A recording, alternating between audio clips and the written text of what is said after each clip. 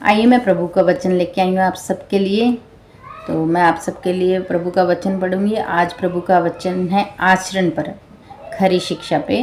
तो खरी शिक्षा क्या है, आज मैं आप सबके लिए पढ़ूंगी कि परमेश्वर का वचन हमें क्या सिखाता है कि खरी शिक्षा क्या है। देखिए, पर तू ऐसी बातें कह कर जो खरे उपदेश के योग्य हैं, अर्थात बूढ़े पुरुष संचेत और गंभीर और सेमी हो, और उनका विश्वास और प्रेम और धीरज पक्का हो। ये बूढ़े पुरुषों के लिए बताया गया है। परमेश्वर का वचन कह रहा है बूढ़े पुरुष कैसे होने चाहिए, संचेत हों, गंभीर हों, सेमी हों और उनका विश्वास पक्का होना चाहिए। ये बूढ़े पुरुषों के लिए है। इसी प्रकार बूढ़ी स्त्रियों का चाल चलन पवित्र लोगों सा हो। ये बूढ़ी स्त्रियों के लिए अब पढ़ रही हूँ मैं कि बूढ़ी स्त्रियों का चाल कैसा हो, पवित्र लोगों सा हो। वो दोष लगाने वाली और पियक्कड़ नहीं, पर अच्छी बातें सिखाने वाली हों। परमेश्वर का वचन बता रहा है जो बूढ़ी स्त्रियां होती हैं वो दोष लगाने वाली और पियक्कड़ नहीं होनी चाहिए, बल्कि अच्छी बातें सिखाने वाली होनी चाहिए। अच्छी बातें कौन सिखाता है? देखो, सिखाती एक माँ है। हालेलुया।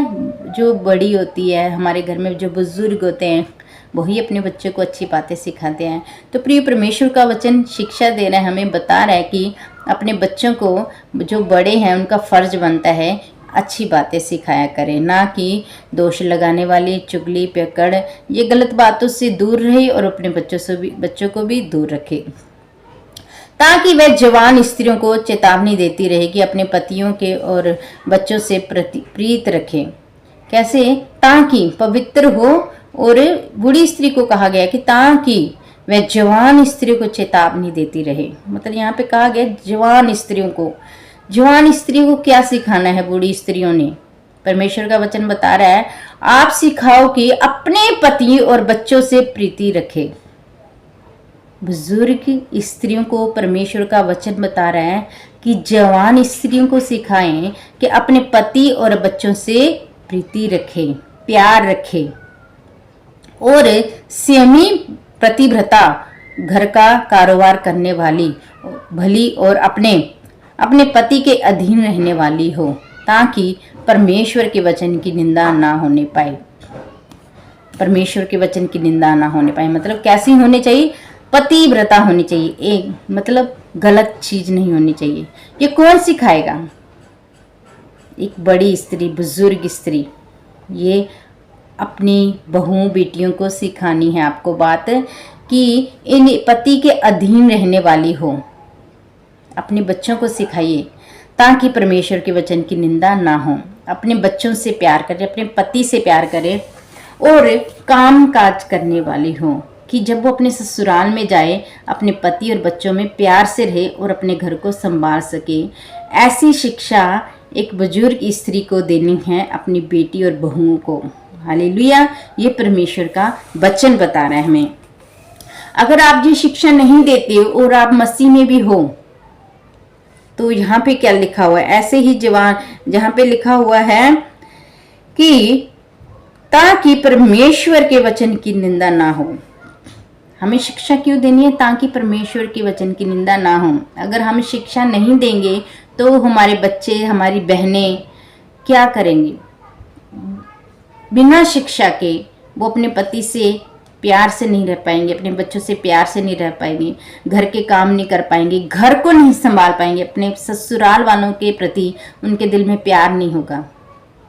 तो बुजुर्ग स्त्रियों को परमेश्वर का वचन बता रहा है कि अपनी बेटी बहुओं को, अपने बच्चों को अच्छी शिक्षा दें कि वो आने वाले समय में भी अपने परिवार को संभाल सकें। ऐसे ही जवान पुरुषों को भी समझाया कर।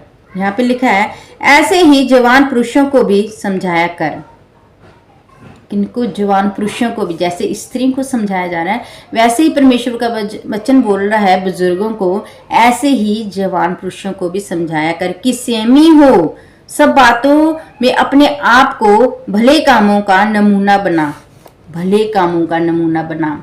आपको अपने बच्चों को, अपने बेटों को क्या सिखाना है? सब कामों में क्या कर अपने आप को भले कामों का नमूना बना।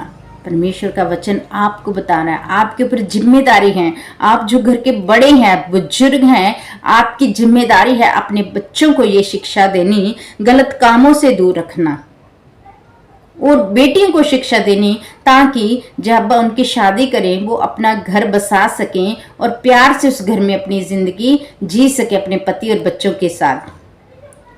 आजकल हमें देखने में मिल रहा है, देखने में ये मिल रहा है कि थोड़ी देर जब शादी होती है, साल महीनों में कई लोगों का तलाक भी हो जाता है।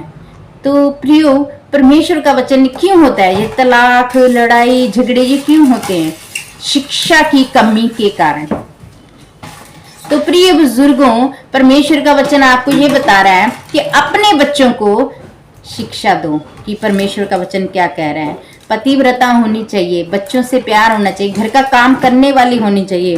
और पुरुषों के लिए कहा गया है, संयमी हो, विश्वास में पक्के रहो और भले कामों का नमूना बनो, भले कामों का नमूना बनो।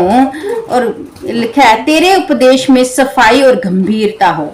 गंभीर होना चाहिए, पुरुषों को गंभीर होना चाहिए, परमेश्वर का वचन बता रहा। और ऐसी खराई पाई जाए कि कोई उसे बुरा ना कह सके। मतलब एकदम से गंभीर होके जब भी कोई बात करनी है, उपदेश देना है, वचन पढ़ना है, कोई भी बात हो, क्या होना चाहिए? गंभीर होके। परमेश्वर का वचन आपको बता रहा है जवान पुरुषों के लिए, दासों के लिए परमेश्वर का वचन बता रहा है, दासों को समझा कि अपने अपने स्वामी के अधीन रहे और सब बातों में उन्हें प्रसन्न रखे और उलट कर जवाब ना दें, चोरी चलाकी ना करें, पर सब प्रकार से पूरे विश्वासी निकलें, कि वह सब बातों में हमारे उद्धारकर्ता परमेश्वर के उपदेश की शोभा बढ़ाएं।